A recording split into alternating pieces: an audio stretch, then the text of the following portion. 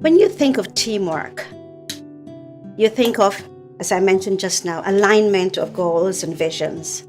You think of people understanding, and guess what? If you're not on the bus, you get off the bus. If this is where we're going. I think as a leader, I was a very caring person, but those persons who I led will tell you I was tough as well. I had to show tough love, because I think the most important thing, if your values are not aligned, no matter how productive, how brilliant you are, you can't be a part of that effective team. So I learned that over the years. And I saw when initially I thought I was so brilliant, coming with my MBA. And in those days, very few people had MBAs. Oh, I'm bright and I can do it on my own.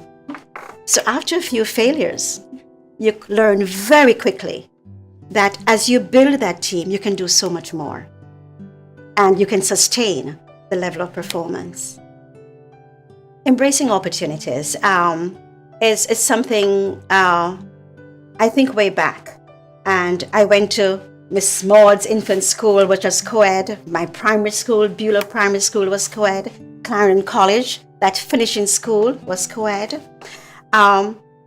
Embracing opportunity in those periods to be on par with the men. Understanding that I'm an equal. I can do exactly what you do and probably better. And taking that with me through life. When opportunities, and being prepared for those opportunities.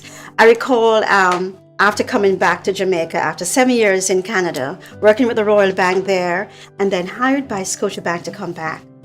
It was a different level of work ethic, as you can imagine. In Canada, you had 50 MBAs in my group, all competing to be who's going to be vice president first. So you would go into work on Sunday after brunch, and you would complete all the work you had. So Monday morning, everybody's, see what I did?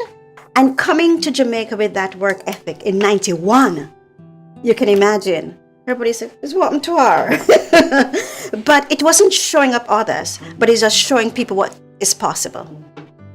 Grabbing the opportunity. My significant client at the time was the Matalon family, the ICD group. Driving downtown and passing their office, I would call, "Mr. Murray, are you there?" And he was always there early. "Have you had coffee already?" Say, "Yeah, man, but come. And learn, sitting at his feet and learning about the Jamaica culture, the corporate world. Because remember, I was new to this. Learning about the corporate world. And then learning about his goals. And then how I could satisfy his goals from a banking perspective. So he was one of my greatest sponsors. He was then deputy chair for Scotiabank. So you can imagine when the time came for more exposure, I grabbed the opportunity to say, yes, I will go to Canada. Initially, they wanted me to go for 3 years, and he said, no, she's coming from Canada. She needs just 1 year. The whole brainwashing. You have to go into the corporate world, make sure they know that you're drinking the same Kool-Aid. Pretty much you share the values and the overall goals and objectives of the organization. So I stayed just 1 year and then came back as deputy CEO, really grabbing the opportunity.